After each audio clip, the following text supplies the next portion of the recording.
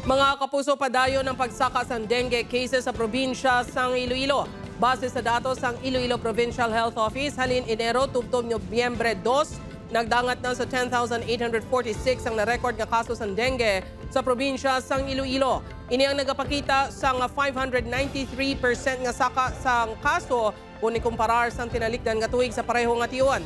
32 naman ka persona ang ginbawian sang kabuhi bangod sa amo nga pamalatian. Apang sa piyak sang padayon nga pagsaka sang kaso, talalupang do naman ang pagnubos ang bago nga mga kaso halin sang bulan sang Setyembre. Sa karon may yara sang 124 ka bago nga kaso, kag padayon pa nga nagapaayo. Sa piyak sini nagpanugyan ng Iloilo PHO sa publiko nga hindi dapat magkampante bangod nagapabilin sa gihapon ang pamahog sang balatian. Dapat man ipaida o kung ipadayon sa gihapon ang kampanya kontra dengue. Mayara naman sa 29,766 ka dengue cases sa Western Visayas base sa data sa Department of Health Region 6. 77 diri ang napatay.